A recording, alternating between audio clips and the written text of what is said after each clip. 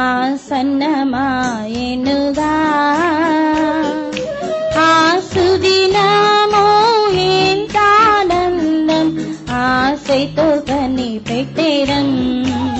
బురనినాదం ధ్వనించెడి సమయం ఆసన్నమాయెనుగా. ఆ సుదినము ఎంత ఆనందం ఆశతో కనిపెట్టెదం. ఆర్భట ధ్వనితో మహిమానవతుడు శక్తిమంతుడు యేసు. ఆర్భట ధ్వనితో మహిమానవతుడు శక్తిమంతుడు యేసు. మేఘరథములో మెరుపుతో సమముగా వరుడేసు బయల్పడును. మేఘరథములో మెరుపుతో సమముగా వరుడేసు బయల్పడును. పరముంబురనినాదం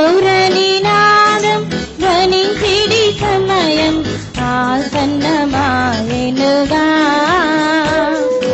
ఆ సుదినము ఎంత ఆనందం ఆశతో కనిపెట్టెదం. బురనినాదం ధ్వనించెడి సమయం ఆసన్నమాయెనుగా. ఆ సుదినము ఎంత ఆనందం ఆశతో కనిపెట్టెదం. హల్లెలూయా. యోదాము రాసిన పత్రిక మొదటి దేవదూతలు ప్రధానత్వం కోరుతున్న దేవదూతల ఒక మాట మనం 1:6 తమ ప్రధానత్వము నిలుపుకొనక తమ నివాస స్థలమును విడిచిన దేవదూతలను మహాదినమున జరుగు తీర్పు వరకు కటిక చీకటిలో నిత్య పాశములతో ఆయన బంధించే భద్రము చేసెను. ముఖ్యంగా అది మనం ఈ ఉదయకాలం చెప్పుకోవలసిన అంశం ఏంటంటే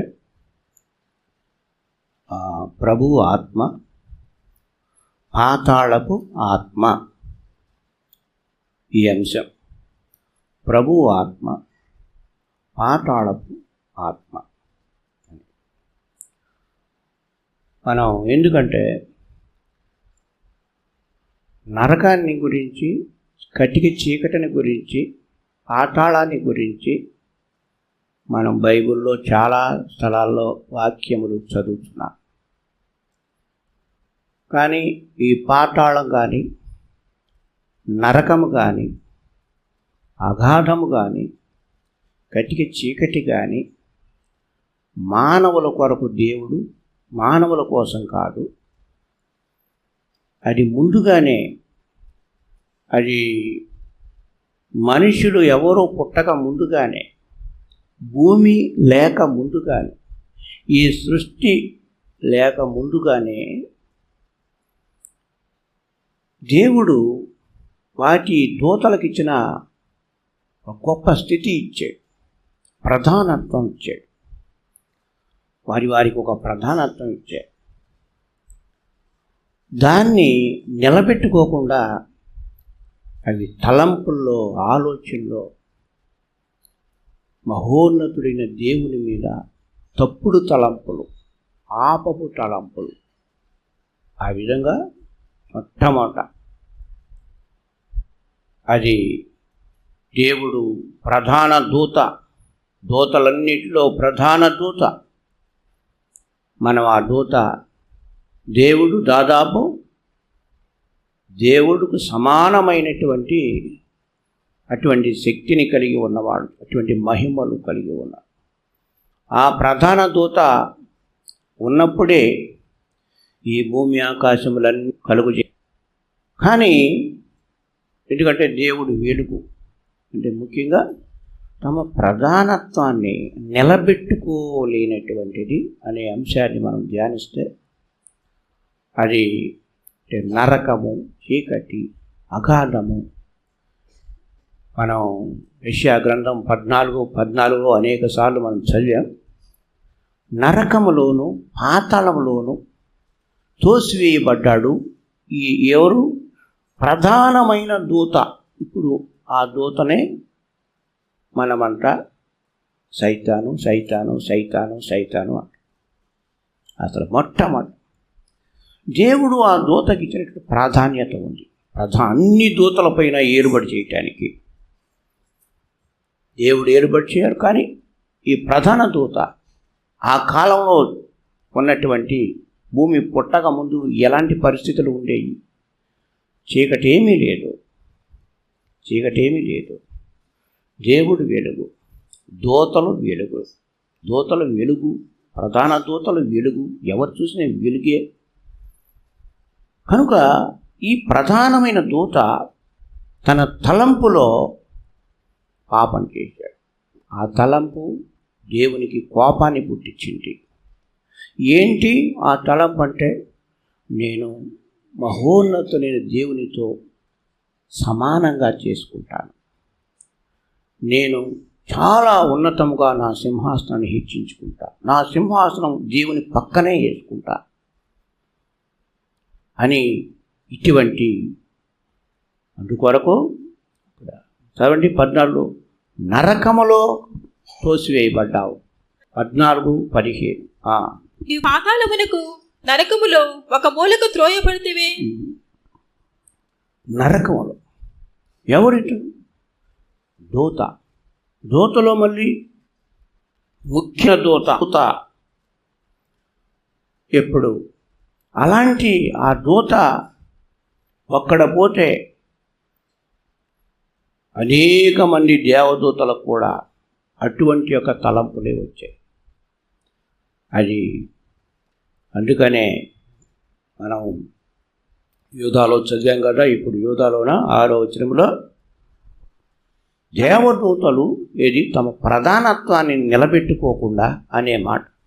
తమ ప్రధానత్వము నిలుపుకొనక తమ నివాస స్థలమును విడిచిన దేవదూతలను మహాదినమున జరుగు తీర్పు వరకు కటిక చీకటిలో నిత్య పాశములతో ఆయన బంధించి భద్రం చేసి ఎందుకంటే తీర్పు దినమందు ఒక వ్యక్తి నేరం చేసిన వెంటనే దాన్ని అతన్ని రిమైండ్లో అంటే పెట్టి కోర్టుకు వచ్చి వెళ్తూ ఉన్న తర్వాత అసలైన తీర్పు వచ్చినప్పుడే అతని జైల్లో ఉరి శిక్ష పడుతుంది. ఈ విధంగానే దేవదూతలకు ఆ రోజునే శిక్షలో వాళ్ళు ఆ రోజు దేవుడు నియమించిన అదే కటిక చీకటిలోనికి వెళ్ళటానికి, నరకంలో పోవటానికి, ఈ విధంగా భూమి పుట్టక ముందుగానే కొన్ని దూతలను అలాగూ కటిక చీకట్లో పెట్టడానికి వాళ్ళ ఉంచాడు, భద్రం చేశాను వాడిని అని ఉంటాడు.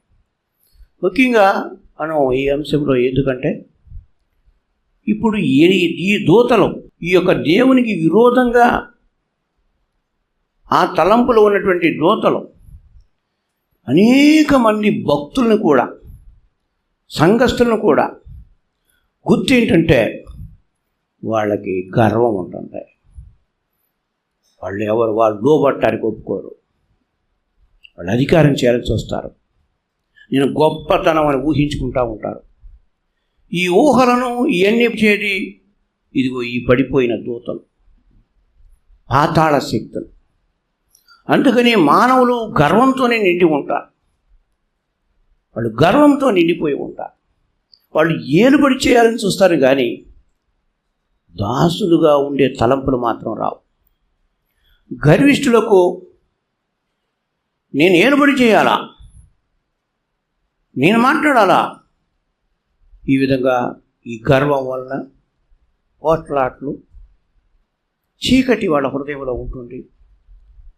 ఎంతోమంది పరిశుద్ధాత్మ పొందినప్పటికీ ఈ అపవాది సైన్యం అంటే దురాత్మలనే దూతలు ఎవరిలో నాకు ఖాళీ దొరుకుతుందా, నేనిచ్చే గర్వానికి చెందిన తలంపు ఎవడు తీసుకోగలుగుతాడా అని చాలామంది సిద్ధంగా ఉంటారు. ఆ తలంపులు వాళ్ళు సిద్ధంగా ఉంటారు.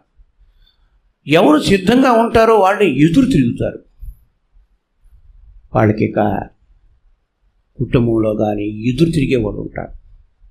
వాళ్ళు మాట్లాడే మాటలు, వాళ్ళ ఆలోచనలు దేవుడు ఆ విధంగా ఈ పడిపోయిన దూతలు మహాభక్తులం అనుకునే వాళ్ళు కూడా ఈ గర్వం వలన వాళ్ళ హృదయాన్ని పాడు చేయటంతో చాలామంది పరిశుద్ధాత్మ పొందినప్పటికీ వాళ్ళు నిలబడలేరు, దేవుని సేవ చేయలేరు. ప్రధానత్వం ఎందుకంటే వాళ్ళ ఆలోచనలో ఎప్పుడు కూడా తప్పిపోతూ ఉంటారు. ఈ దూతలు ఇప్పుడు కూడా ప్రకటన గ్రంథం 9:11 పాతాళ రాజు వాడు సరిగా ఉంటాడు కాబట్టి పాతాళపు దూత వాటిపైన రాజుగా ఉన్నాడు. ఎవరు? రాజు. పాతాళపు దూత, పాతాళపు దూత, ప్రధాన దూత పాతాళానికి ఈడ్చుకుని పోతాడు. వాడిచ్చే తలంపుల ఆలోచనలు అసలు ఎవరో కనిపెట్టలేకుండా చాలామంది కొంతమంది పరిశుద్ధులు కొన్ని సందర్భాల్లో ఎదిరించి రకరకాల మాట్లాడినప్పుడు వాళ్ళు మౌనంగా ఉంటారు. పెద్దవాళ్ళు అయితే కూడా వాళ్ళు వదిలేయండి అంటారు. వాళ్ళు ఏదితో మాట్లాడతారు. పెద్దవాళ్ళని లోబడే తత్వం ఉండదు. కారణం ఏంటో వాళ్ళు కనిపెట్టేసి పరిశుద్ధులు వాళ్ళు మాట్లాడరు. దేవుడు వాళ్ళని పాతాళ దూతకు అప్పగించాడు కనుక వాళ్ళు మాట్లాడినాయి, వాళ్ళని పోట్లాడినాయి, పెద్ద పెద్ద కేకలేని, వాళ్ళు అరవని, ఇవేం మాట్లాడబాకు, వాళ్ళు మౌనంగా ఉంటారు. వాళ్ళు చాలా మౌనంగా ఉంటారు. ఈ విధంగా ఈ పాతాళపు రాజు పోట్లాడే వాళ్ళందరిలో వాడే ఉండేది. ఏంటి నువ్వు చెప్పేదే? నేను విన్నా పో. వాడున్నాడు. ఈ పాతాళ రాజు ఉన్నాడు. వాళ్ళ హృదయంలో వచ్చే ఆలోచనలన్నీ అది వాళ్ళకే నాశనం. చాలా గర్వంగా నేను ఎవరికి భయపడను, ఆ దేవుడు కూడా భయపడను తెలుసా నేను. ఆ దేవుడు దిగి వచ్చిన సరే నేను చెప్పు. పెద్ద పాతాళ శక్తి ఉందన్నమాట వాళ్ళలో, మామూలుడు కాదు. ఇది ఎవరు కనిపెడతారో చిన్న పిల్లవాళ్ళలో కూడా వీళ్ళు పై సైతాన్ ఉంది, పాతాళ శక్తి ఉందనుకుంటే సర్ది చెప్పడానికి చూస్తాడు. కానీ ఆ పిల్లవాడు కూడా ఏమన్నా ఎదురు తిరిగితే వెంటనే గ్రహించుకొని మాట్లాడుకోడు. ఈ చిన్న పిల్లల్లో కూడా సైతాన్ ఉన్నాడు, ఎదురిస్తున్నాడు. ఎంత బొడ్డోడు కూడా ఎదురు తిరుగుతున్నాడు. తల్లిదండ్రులకు లోపడరు, తల్లిదండ్రులకు అబద్ధాలు చెప్తారు, తల్లిదండ్రుల మీద తిరగబడతారు, భక్తుల మీద తిరగబడతారు వాళ్ళు. క్రమం ఈ పాతాళ శక్తి ప్రపంచమంతా అంతే. బయట వాళ్ళలో ఉంది. నువ్వు ప్రభువుని నమ్మావు, నువ్వు బాప్తిసం తీసుకున్నావు, నీ హృదయంలో పాతాళ రాజు ఉన్నాడా, యేసు రాజు ఉన్నాడా? నీ హృదయంలో ఎవరున్నారు? నీ హృదయంలో ఎవరున్నారు? అదేమన్నా ఆలోచించాను. మనకి ఎవరు కావాలి? పాతాళ రాజు, ఆ రాజుతో కలిసి పోట్లాడుతూ గర్విస్తూ చచ్చావా, నరకం నీ కొరకే. ఆ దూతల ప్రేరేపణకు లోబడి నువ్వు పోట్లాడుతూ ద్వేషిస్తూ అసూయపడుతూ ఈ విధంగా నీ బుద్ధి మార్చుకోకుండా ప్రభు ఆత్మ నాలో ఉండాలి, నాలో ప్రభు ఆత్మ ఉండాలి. ప్రభు ఆత్మను కలిగి ఉండి ప్రభు ఆత్మతో భాషలు మాట్లాడాలి. ప్రభు ఆత్మాభిషేకం ప్రభు నాలో ఉండాలి. వాళ్ళు మనం ఫిలిప్పీ రాసిన పత్రిక 1వ అధ్యాయంలో చదువుతాం కదా. ప్రభు ఆత్మ, పౌలు అంటాడు, ప్రభు ఆత్మ నాకు సమృద్ధిగా బాగా నాకు ప్రభు ఆత్మ కలిగి ఉన్నాను. నేను ఎల్లప్పుడూ మీ అందరికంటే ఎక్కువగా భాషలు మాట్లాడుతూ ఉంటాను అంటాడు. ప్రభు ఆత్మ కలిగిన పరిశుద్ధ పౌలు ఆయన జీవితం ఎలా ఉంది? ప్రభు ఆత్మ అంటున్నాడు, నాలో ప్రభు ఆత్మ ఉంది, భాషలు మాట్లాడే వాళ్ళందరిలో చెప్పగలరా? ప్రభు ఆత్మ నాలో ఉంది. చదవండి 20. క్రీస్తు యొక్క ఆత్మ, యేసుక్రీస్తు యొక్క ఆత్మ నాకు సమృద్ధిగా కలుగుట వలనను, కొద్దిగా కాదు సమృద్ధిగా నాకుంది, సమృద్ధిగా నాకుంది. ప్రభు ఆత్మ ఉంది. అపోస్తలుడైన పౌలు, ప్రభు ఆత్మ నాకుంది. ప్రభు ఆత్మ నాకుంది కాబట్టి ఎక్కువగా, మీ అందరికంటే ఎక్కువగా నేను ప్రయాసపడి శ్రమలు అనుభవిస్తున్నాను. నేను దాసుని వలె పరిచర్య చేస్తున్నా, పనివాడులాగా పనిచేస్తున్నా. పౌలు చెప్పే పనివాడులాగా చేస్తున్నాను. శాంతము కలిగి ఉంటున్నాను, ఓర్పు కలిగి ఉంటున్నాను. ప్రభు ఆత్మ నాకుంది. ప్రభు ఆత్మ, ఆ ఆత్మ వలన భాషలు మాట్లాడుతున్నాను అని చెప్పేవాళ్ళు ఇవన్నీ ఆలోచించుకోవాలా. ప్రభు ఆత్మ ఉంది. రెండూ ఉన్నాయా? పాతాళం ఆత్మ కూడా ఉందా? అది కూడా వస్తుందా? ఏం మాట్లాడతారు? మీరు ఎలా ఉంటారు? అసలు ప్రభు ఆత్మ వచ్చే అవకాశమే లేదు చాలామందికి. అది లేదు, ఎప్పుడో పండుకుని భాషలు మాట్లాడతారుగా. అందరూ మాట్లాడతారు ప్రభు ఆత్మ. సరే, ప్రభు ఆత్మ కలిగి ఉన్నవాళ్ళైనా వాళ్ళు క్రీస్తు స్వభావాలు ఉన్నాయా? ప్రభు యొక్క శ్వాసమేనా ఉంది? నీ భాషలో మాట్లాడేది ప్రభు ఊపిరేనా? ఏ ఊపిరి? భాషలు మాట్లాడే వాళ్ళు చాలామంది చూస్తూ ఉంటారు. అది గొప్ప మహానందం అనుకుంటారు కొంతమంది. నీ జీవితం ముఖ్యం, నీ జీవితం ముఖ్యం. కనుక అది పాతాళరాజు, పాతాళరాజు. దేవదూతలు ప్రధానత్వాన్ని కోల్పోయారు. మనం చదువుతాం, తమ నివాస స్థలములను విడిచి అనే మాట కూడా చదువుతాం. చదవండి. తమ ప్రధానత్వం నిలుపుకొనుక తమ నివాస స్థలమును విడిచిన నేను దేవదూతలను, ఒకళ్ళకి ఒక పని ఇచ్చా. ఎగ్జాంపుల్, ఒకళ్ళకి ఎవరికో, మీలో ఎవరికో ఒక పని చేయమని ఇచ్చా. నువ్వు అక్కడ కూర్చుని ఆ పని చెయ్యంట. అతడు ఆ పని ఎక్కడ వచ్చేటప్పటికి లేడు. ఏడికి వెళ్ళాడు? నేను అతని కొరకు ఎదురు చూస్తున్నా. అతనికి పని అప్పగించాను, అతనికి ప్రాధాన్యత ఇచ్చా.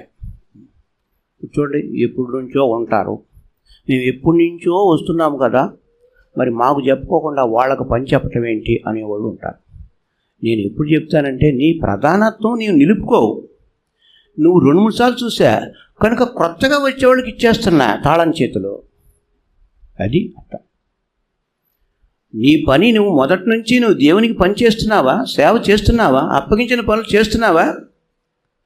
నువ్వు చేయకుండా నువ్వు నిర్లక్ష్య పెట్టుకుంటే అప్పుడు దేవుడు అతడు చేయడు. నేను అతనికి ప్రాధాన్యత ఇచ్చా కనుక అతను తీసేయి.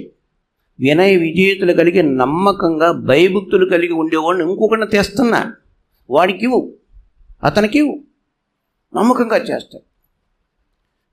నేను ఇక్కడ ఉన్న దగ్గర నుంచి ఎందరో పనులు చేసిన వాళ్ళు ఉన్నారు. ఎందుకు వెళ్ళిపోయారు అందరూ? వాళ్ళందరూ ఎక్కడున్నారు ఇప్పుడు? పోయి వాళ్ళకి ఏమైనా గొప్ప డిగ్రీ ఏమైనా ఇచ్చాడు దేవుడు వాళ్ళకి? పోయిన వాళ్ళందరూ గర్విష్ఠులు. వాళ్ళు గర్విష్ఠులు, ఏలుబడి చేయాలని చూస్తారు. నేనే ఏలుబడి చేయాలా? నీకు ప్రాధాన్యత దేవుడు నీకు ఇచ్చాడు, నువ్వు అక్కడే ఉండాలి, నువ్వు అటు ఇటు పోకూడదు. యేసయ్య అదే కదా అంటాడు, యజమానుడు ఎప్పుడు వస్తాడో మీరు మెలకువగా ఉండండి. ఎప్పుడు వస్తాడో తెలియదు. నీకు ఇచ్చిన ప్లేస్లో ఉండు, నువ్వు ఆ పనులు చెయ్యి. నీ పనులన్నీ ఎట్ట చేసావో చూస్తానికి వస్తాడు. నువ్వు మెలకువగా ఉండు. నీ ఆత్మలో గర్వం రాకూడదా? చాలా బహుగా తగ్గించుకోవడం, ఆ పని చేయాలి. అదే ప్రాధాన్యత. అప్పుడు సహజంగా అలవాటైపోతుంది. ఫలానా వ్యక్తి, ఆ వ్యక్తి చాలా అతనికి ఎల్లప్పుడూ కూడా అతనికే పని చెప్పాలి. నమ్మకంగా చేస్తాడు, నమ్మకంగా పని చేస్తాడు, పెట్టిన స్థలంలో ఉంటాడు. అంటే ఈ దేవదూతలు ఆ విధంగా దేవుడు ప్రాధాన్యత ఇస్తే అవి వాటిని నిలబెట్టుకోలేదు. ఆ దేవదూతలు ఎవరిలో పనిచేస్తారో వాళ్ళు కూడా విశ్వాసులైన ఎవరైనా వాళ్ళు పోగొట్టుకుంటారు దాన్ని. మరొకళ్ళ దేవుడు సిద్ధపరుస్తాడు. ఈ దేవదూతలు దయ్యాలు ఈ ఎవరిలో పనిచేస్తాయో వాళ్ళు నిర్లక్ష్యంగా, కొంతమంది అయితే ఇంకొకళ్ళు చేస్తారులే, వేరే వాళ్ళు ఉన్నారులే, వాళ్ళు వచ్చి చేస్తారులే అనుకుంటారు. దేవుడు ఈ హృదయాలు గమనించిన దేవుడు బహుశా వాళ్ళు ఒక్కోసారి మళ్ళీ రానివాడు కూడా. వాళ్ళకి సైతాన పనులు అప్పగిస్తాడు. అందువల్ల ఆ పనుల్లో ఉండిపోయి ఈ పనుల్లో ఉండి నాకు వాళ్ళు చేస్తున్నారుగా.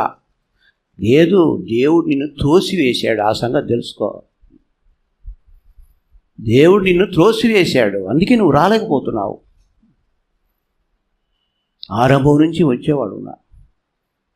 నీ హృదయంలో చేదు ఉంటే దేవుడు నేను తీసేస్తాడు. నీకే హక్కు ఉండదు. నువ్వు నిన్నగాక మొన్న ఎవరన్నా వచ్చి చాలా చక్కగా బాగా పనులు చేస్తూ ఉంటే నేను ఎప్పటి నుంచో చేస్తున్నాను, నువ్వు అసలు ఏం మాట్లాడుతావు? సరిగ్గా బుద్ధి ఉంటే ఆ మాట నువ్వు మాట్లాడలేదు. ఎందుకంటే నేను చేయట్లేదు కదా, నువ్వు అవి కూడా తెలుసుకోవాలిగా. నేను విజయపడలేదు, నేను చేయటం లేదు. గర్వం మధ్యలో ప్రాధాన్యత చాలా తగ్గించుకొని దేవుడు నాకు ఇచ్చినటువంటి ఎవరెవరు ఏం పనులు చేస్తున్నారో హృదయాలు దేవుడు చూస్తాడు. బహుగా తగ్గించుకొని, ఎల్లప్పుడూ కూడా తగ్గించుకొని ఉండాలి. బహుగా తగ్గించుకోవాలి. అది కూడా ఎల్లప్పుడూ కూడా ప్రభువు మనసు ఏంటి? పిలిపి చదువుతాగా, శిలువ మరణం వరకు తను తాను తగ్గించుకొని అని ఉంటుంది. తగ్గించుకున్నాడు. నేను దాసుడిని, నేను పనివాణ్ణి. మహోన్నతుడైనటువంటి దేవుని కుమారుడు, మహాపరిశుద్ధుడైన యేసయ్యకు ఒక శరీరం ఇవ్వబడింది. దేవునికి ఒక శరీరం ఇవ్వబడింది. ఆత్మకు ఒక శరీరం ఇవ్వబడింది. ఆయన పేరు యేసుక్రీస్తు.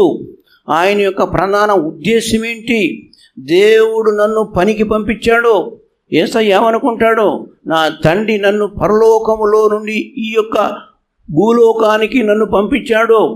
ఆయన పని ఇచ్చాడు. కుమారుడా, ఎక్కడా కూడా సిలువలో నీ ప్రాణం నాకు అప్పగించేంత వరకు నీ హృదయంలో కూడా గర్వం రాకూడదు, నువ్వు విసుక్కోకూడదు. నీకు నిర్ణయించబడింది పని. ఎన్నో పనులు చేస్తారు. పని ఆరంభం నుండి ముగించినంత వరకు తగ్గింపు ఉంటుందా? పనివాడులాగానే చేస్తారా మీరు? పనివాడులాగా, నేను ప్యూర్, నేను సర్వెంట్ ఇలా అనుకుంటారా మీరు? నేను పనివాడిని. కొంతమంది అటెండర్లు ఉంటారు. అటెండర్లు ఉండి దానిలో నమ్మకంగా ఉండి చక్కగా ఉండి వాళ్ళు రిటైర్ అయిపోతారు. వాళ్ళు ఎవరు? అటెండర్లే. అలా చాలామంది రోడ్డుని ఊడ్చేవాళ్ళు ఉంటారు. వాళ్ళు నమ్మకంగా ఉంటే వాళ్ళకు వాళ్ళు పనిచేస్తారు. దేనిలో నమ్మకం? దాసుడు. ఈ టైంలో ఎంతోమంది ఉంటారు. వీళ్ళందరికంటే కూడా గొప్ప దాసుడు ఎవరు? యేసయ్య. ఊడ్చేవాళ్ళకంటే, అంట్లు కడిగేవాళ్ళకంటే, ఇంకా ఎన్నో పనులు చేసేవాళ్ళు ఉంటారు. వీళ్ళందరికంటే చాలా గొప్పగా తగ్గించాడు ఎవరంటే ఆ యేసయ్య ఆత్మ నీలో ఉందా? యేసయ్య ఆత్మ, ఆయన మనస్సు నీకుందా? యేసుక్రీస్తు అనే చెల్లెడలో పెట్టి జల్లిస్తే పొట్టులాగా ఎగిరిపోతారు. పోట్లాడేవాళ్ళు, గర్వపు తలంపులు, లోపల అహంకారపు ఆలోచనలు. ఎందుకంటే అందరి హృదయాలు దేవుడు చూస్తాడు కదా. చూడగానే ఆయన ఇదిగో ఇక్కడ ఉన్నటువంటి ఎగ్జాంపుల్ 1000 మంది ఉన్నారనుకున్నాం. దేవుడు ఒకవేళ ప్రభు వీళ్ళందరినీ ప్రభు అక్కడికి వెళ్ళాలి, శుద్ధి చేయి పంపు అంటే దేవుడు ఇక్కడున్న వాళ్ళందరూ కూడా వాళ్ళు వెళ్తే నా ప్రేమ పొందుకున్న వాళ్ళు ఒకళ్ళో ఇద్దరు అన్నాడు అనుకోండి, ఏం చేస్తాం? హృదయాలు తెలిసిపోతాయి కదా. వీళ్ళందరూ ఎంతమంది ఉన్నారు లెక్క చూడడం అవసరం లేదుగా. యేసయ్య అంటాడు, మీ తల వెంట్రుకలన్నీ లెక్క పెట్టబడి ఉన్నాయి. దేవుడు ఏమన్నా ఎన్ని ఉన్నాయో, 1 ఎంట్రుక 2 ఎంట్రుక లెక్క పెడతాడా? చూడగానే చెప్పేటాడే. వీళ్ళకి చాలా విషయాలు, అవిధేయులు, అక్రమకారులు, వీళ్ళంతా కూడా ఈ పడిపోయిన దోతలో అయ్యే దురాత్మలే, దయ్యాలే పనిచేస్తుంటాయి వాళ్ళు. కనుక మనలో ఏ ఆత్మ ఉంది? మనకున్న ఆత్మ ఏంటి? ఎందుకంటే యేసయ్య ఆత్మ ఉంటేనే సియోను, యెరూషలేము వెళ్తారు. యేసయ్య ఆత్మ ఊపిరి కావాలి, ప్రభు యొక్క ఆత్మ. అపోస్తలుడైన అయిన పౌలు ఏమంటున్నాడు? చదవండి ఫిలిప్పీ, మళ్ళా ఫిలిప్పీ 1:20.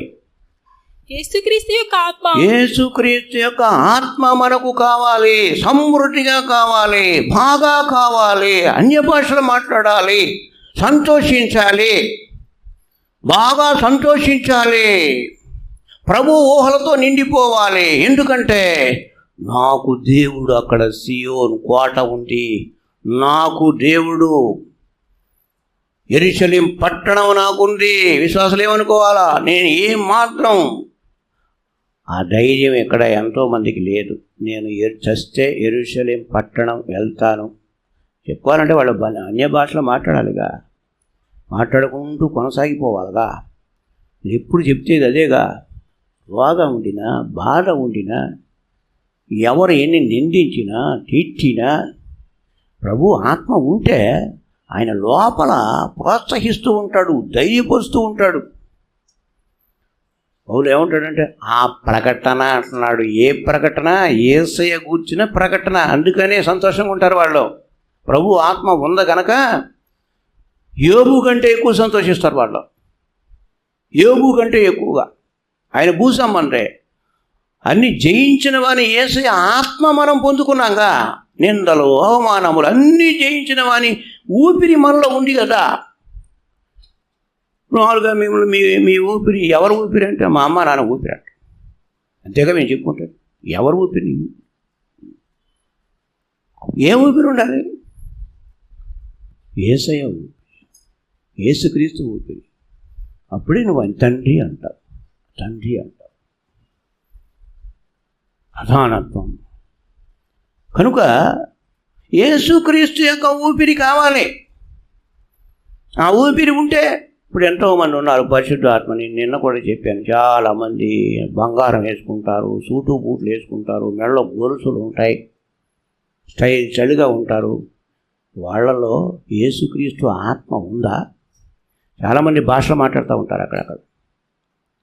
పెంతుకొస్తులో భాషలు మాట్లాడేవాళ్ళు ఉంటారు, బాగా చాలా పెద్ద భాషలు, వాళ్ళు భాషలు మాట్లాడతారు.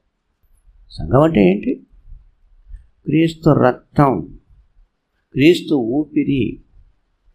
క్రీస్తు రక్తం అంటే ఎన్ని శ్రమలు, బాధలు ఎన్ని వచ్చినా యేసయ్య వలె సిలువలో వేలాడాలి, సిలువలో వేలాడాలి. పౌలు ఏమంటాడు? ఇక జీవించుచున్నది నేను కాదు, నాలో యేసుక్రీస్తే జీవించుచున్నాడు. ఉందా మీకు ఆ ధైర్యం? ఉందా? అలా చెప్పగలరా? మీరు అసలు క్రైస్తవులా? మీరు ప్రభువు నమ్మిన వాళ్ళ? చదవండి గలతీలో 2:20. ఇకను జీవించువాడు నేను కాదు, క్రీస్తే నాయందు జీవించుచున్నాడు. ఆ మాట ప్రభు అన్నాడు కదా. ఏమన్నా అల్లర్లు చేశాడా? ఎదురు తిరిగాడా? ధర్నాలు చేశాడా?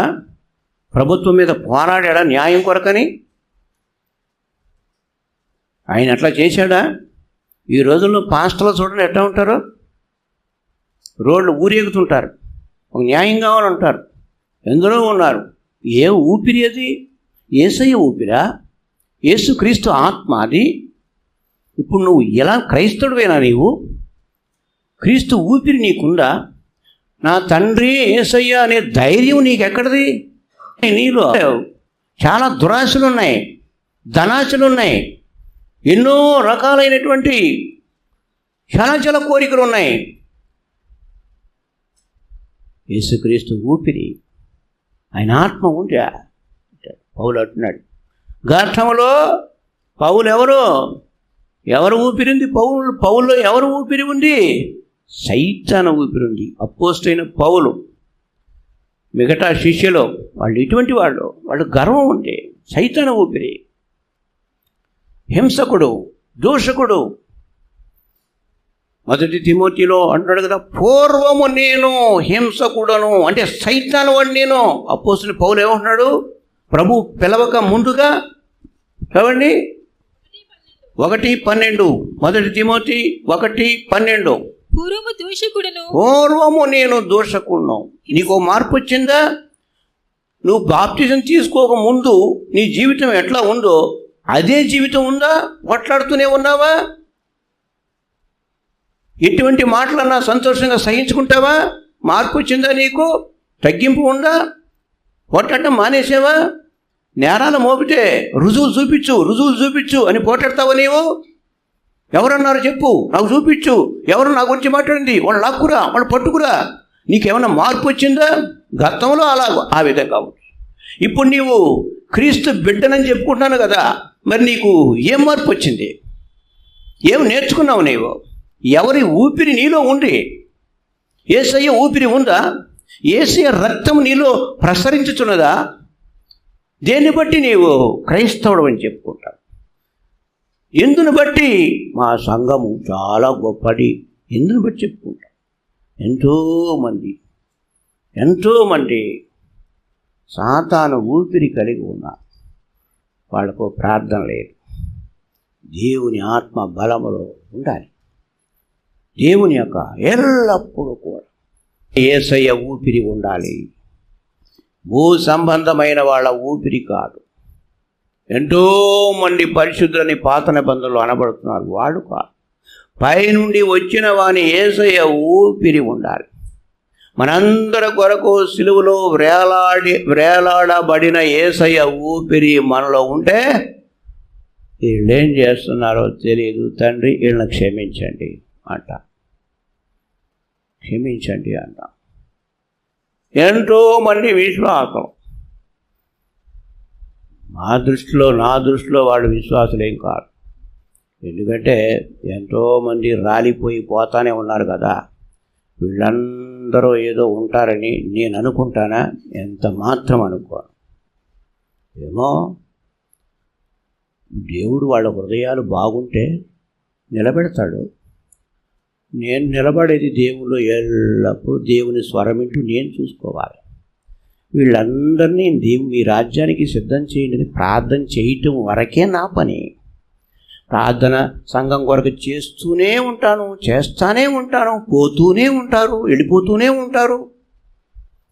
అప్పుడు నేనేమన్నా బాధపడతానా? వాళ్ళ హృదయాలు దేవుని దృష్టికి బాగోలేదు.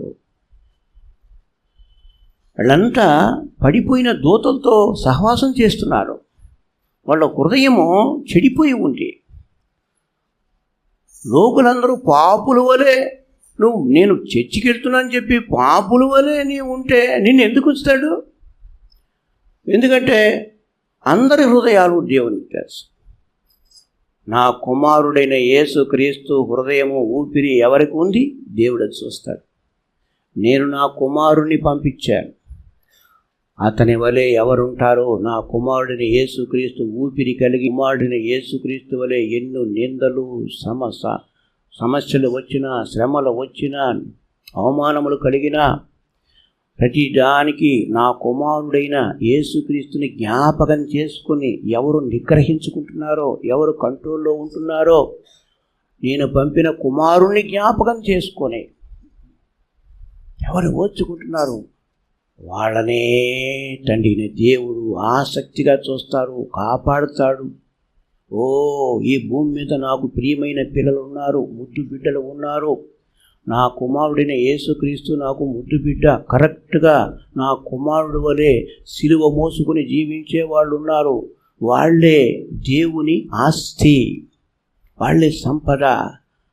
హృదయం అంతా దురాత్మలో కలిగి ఉండేవాళ్ళు ఎంతో మందిగా వాళ్ళు నిలబడలేరు.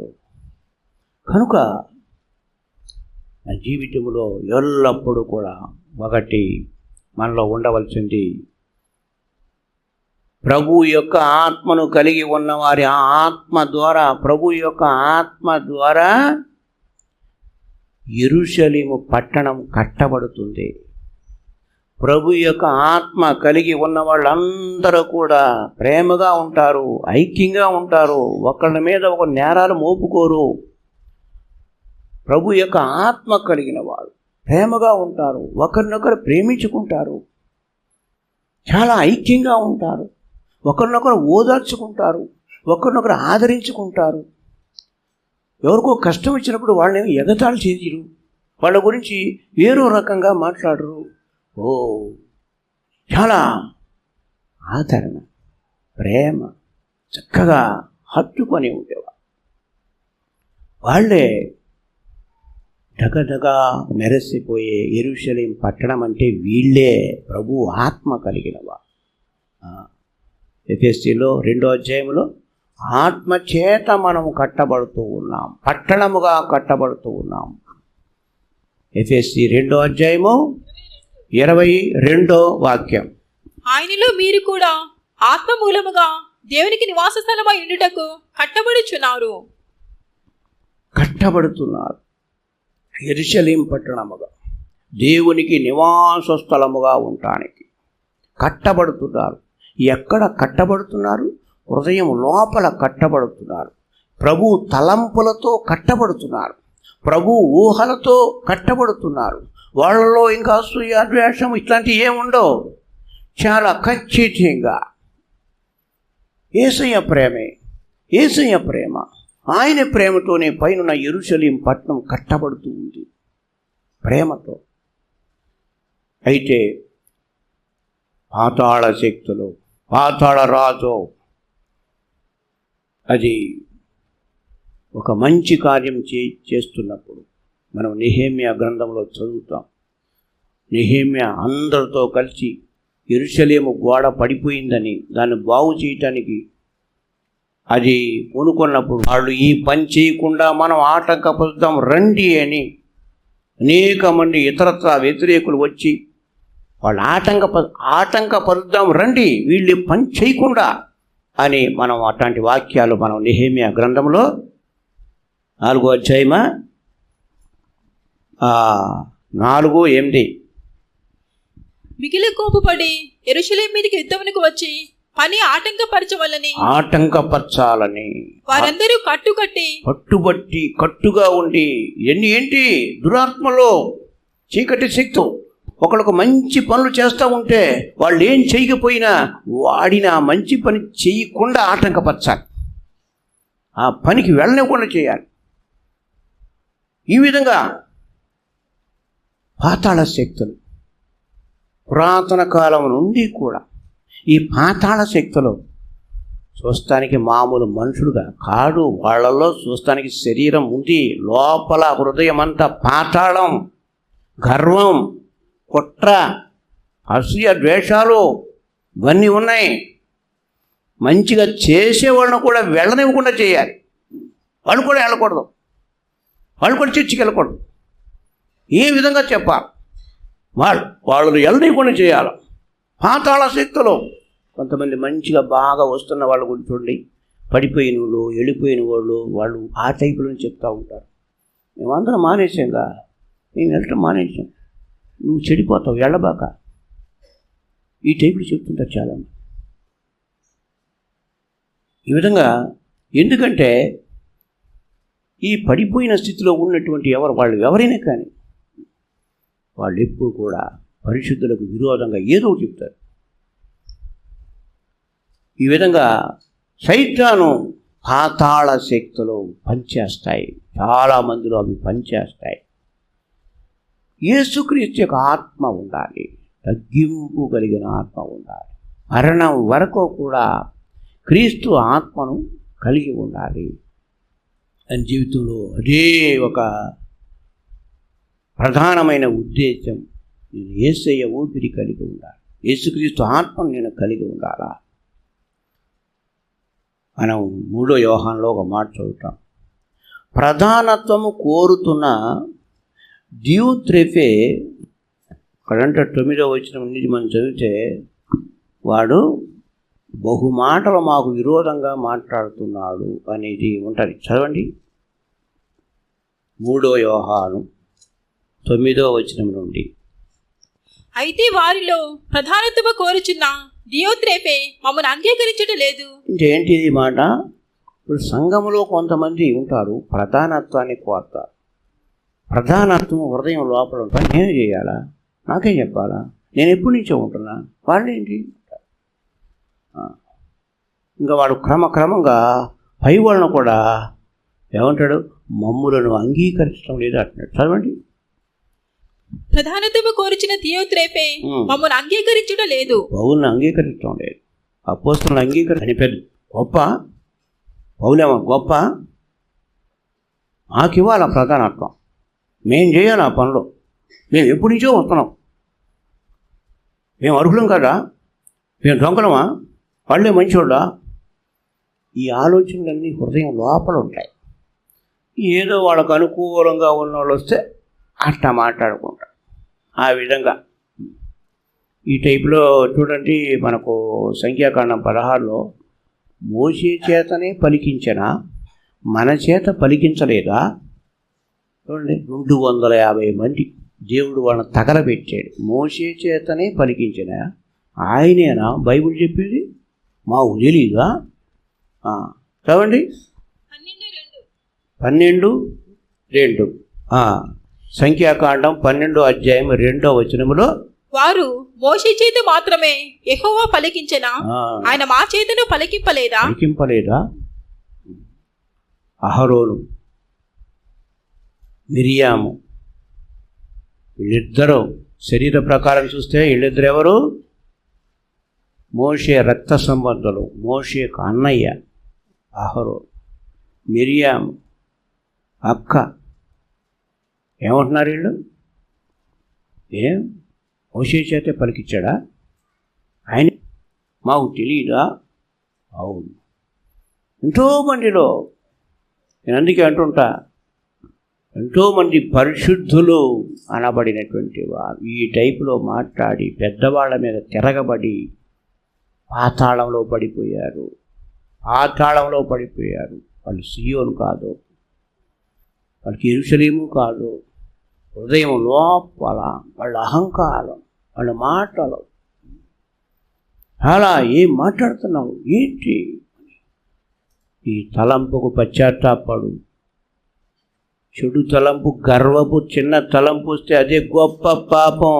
ఎప్పుడు కూడా నా తలంపు కడుగయ్యా, నేను ఎప్పుడు కూడా నేను బూడిదను అనే తలంపే రావాలి, నేను మట్టి అనే తలంపే నాకు రావాలి, నేను చిన్న పెంకు కుండ పెంకు ఇది నాకు రావాలి, నా నోరు ఇలా మారిపోయింది, అయ్యో గర్వము నుండి నన్ను కాపాడయ్యా, ఈ గర్వపు మాటల నుండి కాపాడయ్యా.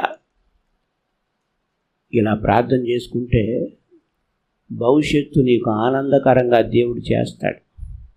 నీ హృదయం నీకు మధురంగా ఉండేలాగా చేస్తాడు. నీ హృదయం నీకు చాలా సంతోషం, సమాధానం ఉంటుంది. గర్వపు ఆలోచన, ఎందుకంటే పాతాళ శక్తి. వాడు రాజే. యేసుక్రీస్తు కూడా రాజు. కానీ దేనికి రాజు? యేసుక్రీస్తు పరిశుద్ధాత్మ యేసుక్రీస్తు దేనికి రాజు? హెబ్రీ 7లో ఏముంది? సమాధానమునకు రాజు, నీతికి రాజు, పరిశుద్ధతకు ఆయన రాజు. నిన్ను ప్రేమిస్తే నిన్ను దేవునిలాగా మార్చేస్తాడు, పోలికగా మార్చేస్తాడు, యేసయ్యలాగా మార్చేస్తాడు పరిశుద్ధాత్మ దేవుడు. నువ్వు యోగ్యుడివైతే నీకు చాలా సమాధానం వచ్చేలాగా చేస్తాడు. నిన్ను కానీ దేవుడు ద్వేషే నీతితో అలమటించి చస్తావు. ఎంత నీకు డబ్బు ఉండినా, నువ్వు ఎంత గొప్ప వాడవైనా, నువ్వు ఎంత గొప్ప చదువులు చదువుకున్నా సరే నీకు అశాంతి మనశ్శాంతి రాదు. బుర్ర పగలగొట్టుకుంటావు, చచ్చిపోవాలనిపిస్తుంది. నీ డబ్బు తలం, నాకెంత డబ్బు ఉందా కదా అని నీవు అవి జ్ఞాపకం రావు. నాకెందుకో అశాంతి, నాకెందుకో భయం, నాకు అర్థం లేని ఒక భయం అంట. గర్వం వల్ల. నాకు ఇప్పటివరకు కొంతమంది అట్లాంటి పాస్టర్లు కూడా నాకు అంతే చెప్పారు. ప్రార్థన చేయి, గుండి గాబరాగా ఉంది, ప్రతిగా నాకు భయం వేస్తుంది. గర్విష్ఠులకు కారణం గర్వం, ఆలోచనలు తప్పులు. ఎప్పుడూ కూడా గర్వానికి, పాతాళ శక్తులకు, దయ్యాలకు నువ్వు స్థలం ఇవ్వకుండా ఉండాలంటే, నీ మనసు అగ్ని వలె ఉండాలంటే యేసయ్య మనస్సు నీవు కలిగి ఉండు. తగ్గింపు, తగ్గింపు, తగ్గింపు, క్షమించు, తగ్గించుకో. నేనే తక్కువ, నేనే తక్కువ. నా యేసయ్య ఊపిరి ఉండాలి. నా యేసయ్య, నేనెవరి సంబంధిని? యేసయ్య రక్త సంబంధిని. యేసయ్య రక్తం నాలో ఉంది. తల్లిదండ్రుల రక్తం కాదు, వేరెవరి రక్తం కాదు. యేసయ్య రక్తము, యేసయ్య ఊపిరి నాలో ఉండే ఎల్లప్పుడూ కూడా. అదే మహిమగల రాజ్యం. యుగ యుగాలు నువ్వు దేవుని రాజ్యంలో ఉండాలంటే ఎప్పుడు కూడా నీలో చాలా జాగ్రత్తగా ఈ యొక్క పాతాళ శక్తులు, ఎందుకంటే నీకు ఆ బుద్ధి వచ్చిందంటే, మూడో యోహానులో ఏమంటున్నాడు? వచ్చే వాళ్ళని కూడా రాకుండా చేస్తున్నాడంట. వాడు దియోత్రేఫే, ప్రధానత్వాన్ని కోరుతున్నాడు వాడు. చూడండి, వాడు మమ్మల్ని గూర్చి చెడ్డ మాటలు వదలచ్చు. చెడ్డ మాటలు. చూడండి, మోషే, ఇది పౌలు, యేసయ్య స్వయంగా ప్రభు పిలిచాడు. ఈరోజు ఈ విధంగా ఈ గర్వం వలన, పాతాళ శక్తుల వలన దేవుడు పిలుపు పొందిన వాళ్ళ గురించి చెడుగా ప్రచారం చేస్తారు. వాళ్ళు ఏదో తలంచారు, ఏదో విని ఇంకా బాగా చెడు ఊహించుకున్నారు. ఎవడో ఏదో చెప్పాడు, దాన్ని అదే తలంచి ఊహించే ధ్యానికి ఎలా ఏంటుందో అలా ఏంటంటే గ్యారెంటీగా అంటే ఏంటి, ఇలా ఈ విధంగా ఎంతో మందికి టామ్ చేస్తుంటారు, చెడు ప్రచారం చేస్తూ ఉంటారు. పరిశుద్ధులు, దేవుడు ప్రేమించిన బిడ్డలు చాలామంది అంగీకరించనీయకుండా ప్రచారాలు చేస్తుంటారు. కారణం ఏంటి? పాతాళ రాజు వాళ్ళలో ఉన్నాడు. పాతాళ రాజు అధికారి, వాడు గర్విష్ఠులందరినీ కూడా ఏలుబడి చేస్తాడు. ఎవరన్నా గర్వం ఉందని తెలిస్తే వాడికి తెలిసిపోతూ కూడా వాడు కూడా మానవులందరూ హృదయాలను చూస్తాడు. ఎవరికైతే గర్వాన్ని ఎవరైతే తీసుకుంటారో అది తప్పు, పాపము అనేది పశ్చాత్తాపడకుండా అదే ఆలోచనలో ఉంటారు. వాళ్ళకి ఇంకా ఈ పాతాళ శక్తి ఆలోచనలు గర్వం, గర్వపు శక్తి. దేవుడు దీనులను ప్రేమిస్తాడు, గర్విష్ఠులను అసహ్యంగా చూస్తాడు. వాళ్ళ హృదయం చూసి అసహ్యించుకుంటాడు. వీళ్ళకి చూడు ఎంత గర్వం వీళ్ళకి. నేను మట్టిలో నుండి తీశాను కదా అని జ్ఞాపకమే వీళ్ళకలేదు. నేను మట్టిలో నుండి వీళ్ళని తీసా. వీళ్ళ గర్వము, వీళ్ళ మాటలు, వీళ్ళ ఊహలు అసహ్యించుకుంటాడు వాళ్ళని. ఎంత మాత్రమో గర్విష్ఠులు ఆయన రావటానికి అసహ్యించుకుంటాడు. మహోన్నతుడైనటువంటి దేవునికి విరోధంగా యేసయ్య మహోన్నతుడైన దేవుని కుమారుడు తగ్గించుకుంటే నువ్వు హెచ్చించుకుంటావా? ఆయన తగ్గించుకుంటే, ఆయన మౌనంగా ఉంటే నువ్వు వాదిస్తావా? నువ్వు పోట్లాడతావా? యేసయ్య వాదించడు, ఆయన మౌనంగా ఉంటాడు. మంత జ్ఞాని ఆయన. అలా ఉంటే నువ్వేమో కుండ పెంకు లాంటి వాడు, ఎందుకు పనికిరానివాడు. నీకెంత డబ్బున్నా సరే నువ్వు ఎందుకు పనికిరానివాడు. ఏంటి ఇది గర్వం? దేవుడు వచ్చాడు. ఇర్మీయా గ్రంథం 50లోన చదువుతాం, గర్విష్ఠుడా నేను నీకు విరోధిని అంటున్నాడు దేవుడు. గర్విష్ఠుడా నేను నీకు విరోధిని. 50:31 గర్విష్ఠుడా నేను నీకు విరోధినై ఉన్నాను. ఎవరెవరు గర్వం కలిగి హృదయ ఆలోచనలు, తలంపులు, పాతాళంతో సహవాసం చేస్తారు దేవుడు వాళ్ళని. వీళ్ళు గర్విష్ఠులు, వీళ్ళు పొట్టు చెత్త, వీళ్ళు ధాన్యం కాదు, మంచి విత్తనాలు కాదు, ఇది పొట్టు. వీళ్ళు వీళ్ళు చెత్త. దేవుడు చూసి ఎల్లవేళలా నా దేవుని యొక్క ప్రేమలో నేను ఉండాలి. ఎప్పుడు తగ్గించుకో, ఎప్పుడు కూడా తగ్గించుకో. నీ హృదయం అంతా తగ్గింపు ఆత్మతో ఉండాలి. యేసయ్య నోరు కరిగి మాట్లాడాలి, దీనంగా మాట్లాడాలి. అది దేవుడు హత్తుకుంటాడు. యెరూషలేము పట్టణం దీనుల పట్టణం, యెరూషలేము పట్టణం పావురముల పట్టణం. యెరూషలేము పట్టణం కాకుల పట్టణం కాదు. ఎప్పుడు కూడా దీనంగా నువ్వు అది సంపాదించుకో. ఎందుకు చర్చికి వస్తున్నావు?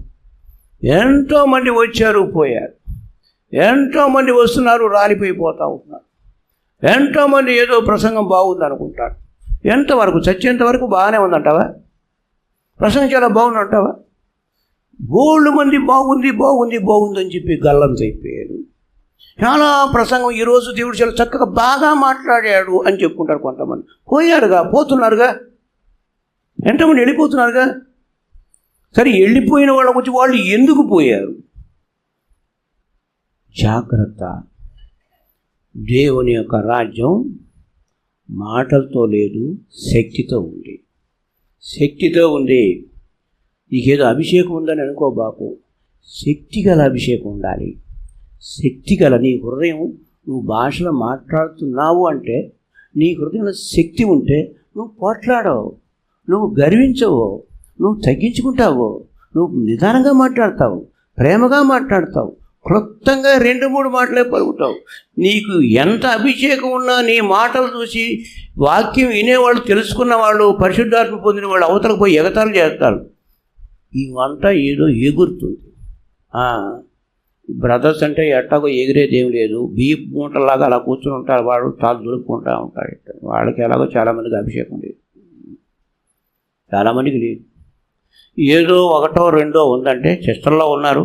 ఉన్నా కానీ వాళ్ళ ఒక అభిషేకం కూడా ఏంటో వాళ్ళ లైఫ్ని బట్టి, వాళ్ళ మాటలను బట్టి వాళ్ళకి అర్థమైపోద్ది కదా.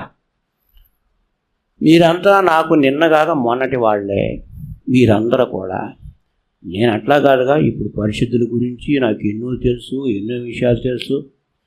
ఇట్టా నేను ఏదో చెప్పినా కానీ గర్వం కలిగి ఏంది మీకు తెలిసిందని వాళ్ళు కూడా ఉంటారు. నేను నోరు మూసుకోవాలా? ఆయనకి ఎంతో అనుభవం ఉంది కదా. అమ్మో, ఆయనకి అన్నీ తెలుసు, మనం ఎదురు చెప్పకూడదు అనుకునేవాళ్ళు ఉంటారా? ఇక్కడ ఏదో అలా ఉన్న అవతల తెలుసు అంట, ఆయన తెలుసు అంట. ఏం తెలిసింది ఆయనకి? మా తాతయ్య కంటే ఎక్కువ తెలుసా? మా తాతయ్య ఉన్నాడు ఇంట్లో, ఈ టైప్లో. కనుక పాతాళ శక్తిలో చేస్తాడు. ఎప్పుడు దేవుడు యేసయ్యని జ్యేష్ఠ కుమారుడిగా పంపించాడు. కుమారుడా, నిన్ను చూసి ప్రపంచం తెలుసుకోవాలి. కుమారుడైనా, నా కుమారుడైనటువంటి బిడ్డ యేసుక్రీస్తు అని పేరు నీకు పెడుతున్నా. ప్రతి వాడు నిన్నెవరు చూస్తారో, నీ జీవితాన్ని ఎవరు ధ్యానిస్తారో, నీ గుణాలు ఎవరు నేర్చుకుంటారో, నీ తర్వాత వాళ్ళు, నువ్వు జ్యేష్ఠ కుమారుడు, మిగతా వాళ్ళందరూ కూడా తమ్ముళ్ళు.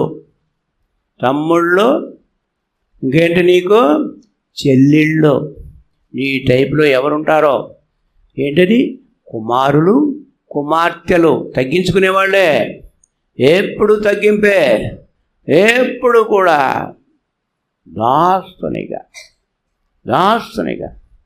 ఏ గుణం ఉన్నవాళ్ళు ఎవరిని చూసి ఏమంటారో పోటాడతారా? ఏముంది? నాకంటే నువ్వే గొప్పవాడు, నాకంటే నువ్వే గొప్ప. ఎవరిని ఏదైనా డామ్ డూమ్ నడుతున్నాడు అనుకో, మౌనంగా ఉంటాడు. ఓకే, సరే, మౌనంగా ఉంటాడు. దేవుని ఆత్మ కలిగిన వాడు మౌనంగా ఉంటాడు. వాడు పోట్లాడు, వాడు వాగ్వాదాలు చేయడు. ఎల్లప్పుడూ దేవుని ఆత్మ కలిగి ఉండాలి. మనం 89వ కీర్తనలో చదువుతాం. కాబట్టి నేను అతన్ని, అంటే దావీదుని గురించి, జ్యేష్ఠ కుమారుడుగా నేను చేస్తున్నానంటాడు. ఎందుకంట అతడు నన్ను తండ్రి అని ప్రార్థన చేస్తాడు. అతడు నన్ను తండ్రి అంటాడు. చదవండి, 89:26 కీర్తనలు. నీవు నా తండ్రివి, నీవు నా తండ్రివి, నా దేవుడవు, నా దేవుడవు, నా రక్షణ దుర్గము, నా రక్షణ దుర్గము అనేది నాకు మొరపెట్టెను. కావున అందుకొరకు నేను అతను నా జ్యేష్ఠ కుమారునిగా చేయుదును. ఎందుకంటే నేను అతన్ని జ్యేష్ఠ కుమారుడుగా చేస్తున్నాను. పెద్దవాడు. వాస్తవానికి దావీదు ఎవరు? చిన్నవాడు, 8వ వాడు, అందరికంటే చిన్నవాడు. అతనికి చాలామంది ఉన్నారు, అన్నయ్యలు ఉన్నారు, తల్లిదండ్రులు ఉన్నారు, ఎవరెవరో ఉన్నారు. కానీ ఏమంటాడంట ప్రార్థనలో? నాకు నువ్వే తండ్రివి. ఎట్లా ప్రార్థన చేస్తాడు? నా తండ్రి, నా తండ్రి, నాకెవ్వరు లేరు, నా తండ్రివి నీవే, నా తండ్రివి నీవేనయ్యా.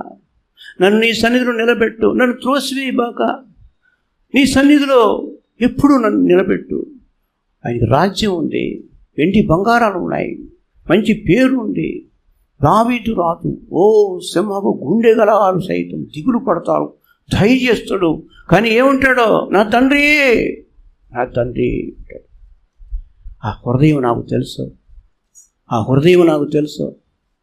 అందుకొరకే అతన్ని నేను నా జ్యేష్ఠ కుమారుడుగా నియమిస్తున్నాను. జ్యేష్ఠ కుమారుడు. ఎందుకని? దావీదు మరణం వరకు కూడా తన జ్యేష్ఠత్వాన్ని నిలబెట్టుకున్నాడు.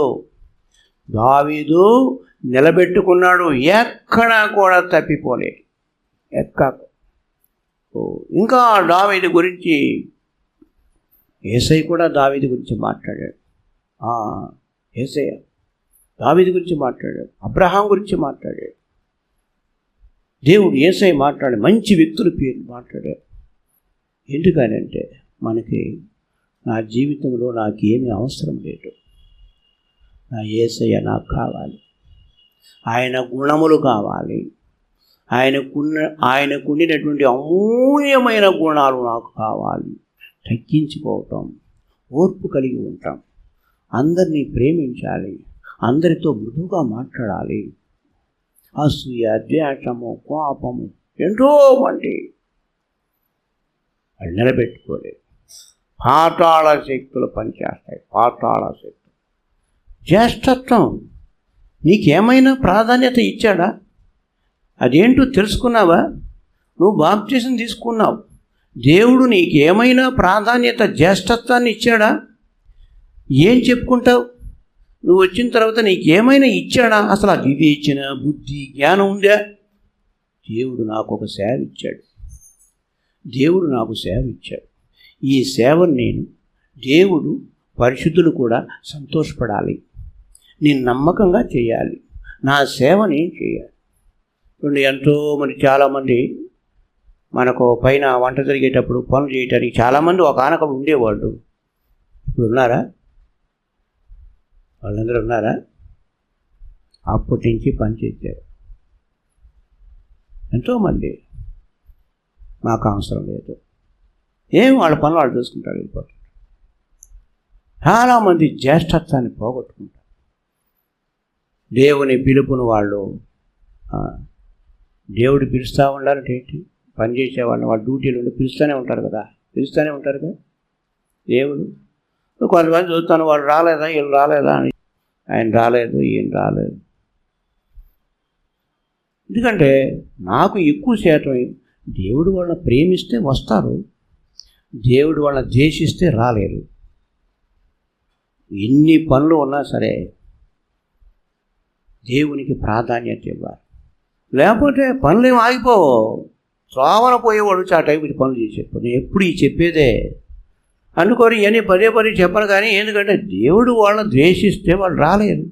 దేవుడు ద్వేషించిన వాళ్ళని నేను ఎందుకు రాలేదు అని అడగటం ఎందుకు? అందుకని నేను చాలామంది అడగలేదు అనుకోండి, వదిలేస్తున్నా.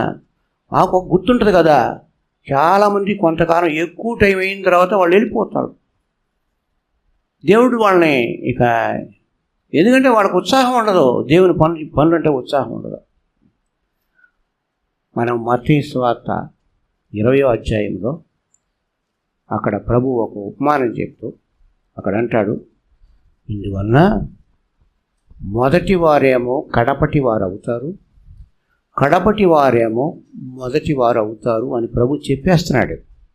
నేను ఎప్పటి నుంచో ఇట్లాంటి వాళ్ళు, నేను ఎప్పటి నుంచో వస్తున్నాం కదా, నువ్వు చివర కూర్చుంటున్నావుగా, మాని ఆయనకి వెళ్ళిపోతావు, వెనకెళ్ళి పనులు చేయటం లేదు, వెనక పోతున్నావు, నువ్వు వెనక పోతున్నావు. ముందు వచ్చిన వేరే వాళ్ళు చక్కగా పనులు చేస్తున్నారు, చక్క పరిగెత్తుకొచ్చేస్తున్నారు. కనుక అదే జరుగుతుంది. అదేంటి అంటే నీ స్థానం, నీ హృదయం సరిగ్గా ఉంటే, దేవుడు నీకు ప్రాధాన్యత ఇవ్వకపోతే నిన్ను నేనే గొప్ప నువ్వు అనుకోకూడదు. కొంతమంది మన వాళ్ళకి ఇప్పటికీ ఈ ప్లేసుల దగ్గర కొన్ని తేడాలు వస్తాయి. అనవసరంగా ఈ ప్లేసుల దగ్గర తేడాలు పెట్టుకుంటే పై ప్లేస్ పోతాయి, కింద ప్లేస్ ఉంటుంది, అక్కడ పోతాం, కింద పాతాళానికి వెళ్తాం. చూడండి, కొంతమంది ప్లేసుల దగ్గర వచ్చేటప్పుడు టెస్ట్ అవుతారు, నేను లేట్గా అయినా కానీ నా ప్లేస్ నాకే ఉంటుంది, నా ప్లేస్ ఎక్కడికే పోదు, అది రిజర్వేషన్ అయిపోయి ఉంది అన్న టైప్లో వస్తుంటారు. హల్లెలూయా ఆ టైపులో ఉంటారు. సరే, ఎవరో కొత్త వాళ్ళు ఏది పాపం లేదు, కొత్త వాళ్ళ కూర్చుంటారు. ఇప్పుడు వీళ్ళు ఏం చేస్తారు, వచ్చి లేలే అంటారు. వాళ్ళకి ఏం అర్థం కాదు. ఎందుకంటే ఇప్పుడు కూడా అట్లా లేపకండి. నీకు దేవుడు వేరే ప్లేస్ ఎక్కడో దూరం ఒక విధంగా చూస్తారు, కూర్చున్నాను ఏదైనా ఎలాగపోతే టైపులో ఉంటారు. ఏంది గర్వం. ఆ గర్వం నీ ప్లేస్ అని ఏమన్నా పరలోకంలో రాసి ఉందా? ఇప్పుడు వచ్చేవాడు ఇప్పుడు రావాలిగా, మరొకసారి రారు కదా, ఏడో కూర్చోండి, ఆడోసో కూర్చోటం ఎన్నో ఉంటాయిగా పొరపాట్లు. ముఖ్యంగా కొత్త వాళ్ళు లేదు అనుకోండి, వాళ్ళు అనవసరంగా అభ్యంతరపరచకూడదు కదా. కొత్త వాళ్ళు తెలియదు, ఖాళీ ఉందని కూర్చున్నారు. నేనేమన్నా ఎక్కడ కూర్చున్నా, బ్రదర్ గారు మీరన్నా చెప్పొద్దా, ఎప్పుడు నాకు కూర్చుంటాగా, ఓ అది. కనుక మనకు కావలసినటువంటి స్థలం ఇప్పుడు నేనేమన్నా దేవుడు, ఎందుకంటే నేనేమన్నా మీకు ఒక ప్లేసు నిర్ణయించాను అనుకోండి, మీరు ఇక్కడే కూర్చోండి అన్నాను అనుకోండి, మరి అట్లా కూర్చోవాలి కదా. కానీ ఎప్పుడు రావు, ఎప్పుడో ఒకసారి అమర్చుకోవడానికి వస్తుంటారు, కొంతమంది మానేస్తుంటారు, వాళ్ళ పనులు ఆ పనులు మొదలవుతాడు. నీకు ఏదో పని ఉంటుంది కదా, అందుకని వేరే వాళ్ళు కూర్చుంటారు, తప్పేముంది. ఇవన్నీ చాలా జాగ్రత్తగా. గర్వం అనేది ఒక్క విధంగా కాదు, చాలా రకాలు. ఎప్పుడు తగ్గించుకో. పైనుండి వచ్చిన దేవుని కుమారుడికి, మహోన్నతుడైన దేవుని కుమారుడైన యేసయ్యకు నిర్ణయించిన ప్లేస్ ఏంటి, స్థలం ఏంటి? పశువుల పాక. ఎక్కడ ఉన్నాడు? బంగారు ఉయ్యల్లో ఉన్నాడా బాలుడైన యేసయ్య? నువ్వు ఊగుతావు, మంచి ఖరీదైన ఒకవేళ మీ అమ్మ నాన్న ఊపారేమో ఒక ఊయల్లో పెట్టి. యేసయ్య ఎక్కడున్నాడు? ఆయన ఉండినటువంటి ప్లేస్ ఏంటి? సృష్టికర్త అయిన దేవుని కుమారునికి పశువుల పెంట, ఆ గొర్రెలు పెంట, ఆ పశువులు అక్కడ ఉండే ఒక తొట్టిలో ఇచ్చినటువంటి ప్లేస్. నీకేం కావాలి? ఏ ప్లేస్ కావాలి? ఏ ప్లేస్ నీకు కావాలి? ఎంతోమంది ఆ స్థలం చాలా బాగుంటుంది, అక్కడ అన్ని ఫెసిలిటీస్ ఉంటాయి, ఇక్కడ ఎంతోమంది అనుకుంటారు. మేము అది నా వరకు నేను అలాంటి తలంపులు కలిగి ఉన్నాను. దేవుడు ఈ ప్లేస్ ఇచ్చాడు, బురదకో ఇచ్చాడు, నేను ఇక్కడే ఉంటాను, దేవుడు ఇచ్చినప్పుడే ఇస్తాడు అనుకున్నాను. నాకు ఆ తలంపులు రానివ్వాల, వచ్చినాయి. కానీ చాలామంది అక్కడికి అద్దెకుంటున్నారు కానీ లేదు, అవసరం లేదు. నా యేసయ్య పాకలో ఉన్నాడు, నేను ఇక్కడే ఉండాలి. అవును, దేవుడు గొప్పగా ఇచ్చాడు. ఎప్పుడు కూడా తగ్గింపు. ఇది యేసుక్రీస్తు ఊపిరా? యేసయ్య ఆత్మ నీకుందా? ఎప్పుడు కూడా రాడొద్దు, ఇదే ప్లేస్ నాకు చాలు, ఇంకే చాలు. తగ్గించుకో, అది మనకు కావాలి. గర్వానికి మర్చిపోవద్దు. పాతాళ రాజు ఉన్నాడు, వాడికి సంబంధించిన కొద్దిగా గర్వపు తలంపు ఉంటే పరిగెత్తుకొచ్చేస్తుంది దయ్యం, టమీమని నీ మీద వాళ్ళతో కాకి వాళ్ళటు కాకి చక్కగా గర్వపాలు. కనుక దేవుడు అంటాడు, గర్విష్ఠుడా నీకు విరోధిని అని చెప్పు. కనుక మనం ఎల్లప్పుడూ కూడా రేయింబొగుల్లో కూడా మనం ఆత్మలో యేసయ్యకి సేవ చేయాలి. సేవ సేవ సేవ ఆత్మలో. ఏంటా సేవ? తగ్గింపు తగ్గింపు. మరణం వరకు నాకు గర్వం రాకూడదు, మరణం రాకూడదు. ఎంతో ఈ శరీరము దేవదూతలకు లేకపోయినా గర్వపు ఆలోచన మాత్రం. చచ్చిన వాడికి ఇంకేం ఆలోచనలు వస్తాయని అనుకుంటున్నారా? అసలు ఎందుకంటే దయ్యాలు అయిపోయి ఆ దయ్యాలకి ఆలోచనలు. మీరు కొంతమంది అయినా చూసి ఉంటారు కదా, మీరు దయ్యాలు వెళ్ళగొట్టినప్పుడు అవి ఏం మాట్లాడినాయో.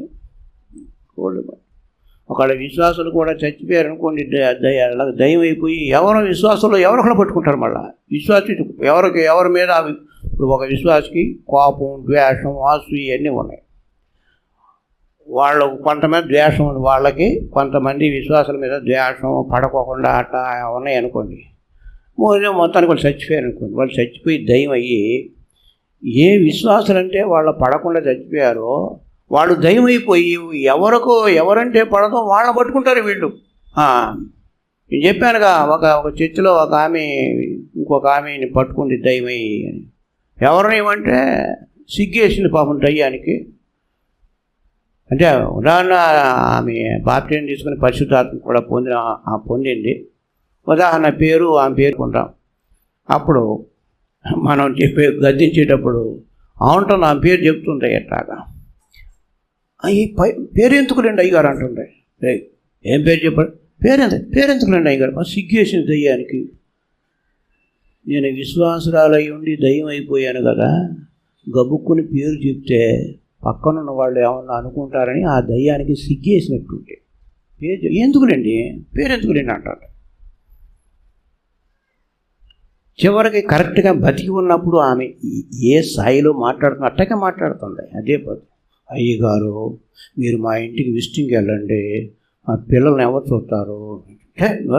దయ్యమయ్య నాకు చెప్తావేంటి?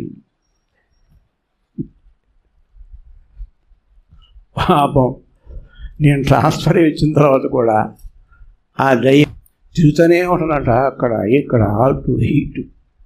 అన్న ఆమె ఇంకా ఊటే ఏడుస్తూ ఉంది, వస్తుంది నా దగ్గర అంతే అని ఉంటాయిగా. బైబిల్లో ఉండగా పండ్లు కొరకటము ఏడుపు ఉంటుందని నరకం. అంటే పండ్లు కొరుక్కోవడం ఇకంతే శిక్ష. ఎప్పుడు కూడా ఆ కటికి చీకట్లో ఇంకా ఆమె ఎక్కడికి పోతే యోగాలు కటికి చీకట్లో ఏడుతూనే ఉంటాడు. అంటే ఆమె ఏడ్చిన ఏడుపు నేను చూపిస్తాను. నేను ఇటు అయిపోయాను, నేను పాపం, నా దేవుడు నా పాపాలు క్షమించాడని అనుకున్నాను. స్పష్టంగా ఆమె ఏం చెప్పిందో అది చెప్తున్నా. నన్ను దేవుడు క్షమించాడు అనుకున్నాను, కానీ దేవుడు నన్ను క్షమించలేదు. దేవుడు క్షమించకుండా చచ్చారా దయ్యాలైపోతారు. జాగ్రత్తగా ఉండాలా. ఎప్పుడు మరణం వస్తుందో తెలియదు. బాబు ఆమె చర్చిలోనే పైనుండి దూలం పడి బుర్ర మీద పడి చచ్చిపోయి చర్చి పని చేస్తూ, అది ఒక బ్యాడ్ నేమే చాలామంది అది. కనుక ముఖ్యంగా మనం తెలుసుకోవాల్సింది ఏంటంటే నిష్కళంకులుగా పసిబిడ్డల్లాగా ఉండాలి. ఎవరి మీద కూడా అసూయ, ద్వేషం నీకెందుకు? దేవుడు నాకు ప్రేరేపించాడు, దేవుడు నాకు ప్రేరేపించి నాకేదో దేవుడు ప్రేరేపించాడు. ఇప్పుడు ఏది అనుకో, వాడికేదో ఒక మంచి పని ఏదో సంథింగ్ ఇస్తా. ఇంకా వాళ్ళని ఒక మంచి పని ఇచ్చినప్పుడు వాళ్ళని అట్లా నేను ఆయనకి ఇవ్వటం ఏంటి ఇట్లా అట్లా అనుకున్నాను అనుకో. నీకెందుకు? నేను ఇచ్చాను, నేను ఆయన నా పక్కన కూర్చొని తీసుకెళ్తా. ఏం చెప్తారు మీరెందుకు వారగా చూస్తున్నారేంటి? మేము లేమా? మమ్మల్ని పిలవకూడదా? మేము పెద్దవాళ్ళం కాదా అని అనుకోవద్దు. 68 కీర్తనలో 68లో శిఖరములు గల పర్వతములారా మీరేంటి వారసూపులు చూస్తున్నారు? దేవుడు కోరుకున్న కొండది. కొండ నీ దృష్టికి నల్ల బండ, నా దృష్టికి బంగారు కొండ. చదవండి, అది 68:16. శిఖరములు గల పర్వతములారా. చాలా ఎత్తున్నానని మురిసిపోతున్నావే. మాస్టర్ గారు నన్నే పిలుస్తాడు. ఎత్తుగా ఉన్నా బాధ, చాలా ఎత్తుగా ఉన్నా, చాలా చక్కగా ఇంపుగా ఉన్నా యేసయ్య నన్నే పెళ్లి చేసుకుంటాడు. నేను చాలా ఎత్తుగా ఉన్నా అని చెప్పి చదవండి. శిఖరములు కలిగిన, శిఖరం అంటే చాలా ఎత్తు అనమాట. శిఖరం, ఎవరెస్ట్ శిఖరం చాలా ఎత్తుంది. లేదు, దేవుడు కొండను కోరుకున్నాడు. చదవండి, దేవుడి నివాసముగా కోరుకున్న కొండను. దేవుడు ఉండటానికి కోరుకున్న కొండ, ఆ కొండ మీద ఉంటాడంట దేవుడు. శిఖరం వద్దంట ఆయనకి. శిఖరం వద్దంట.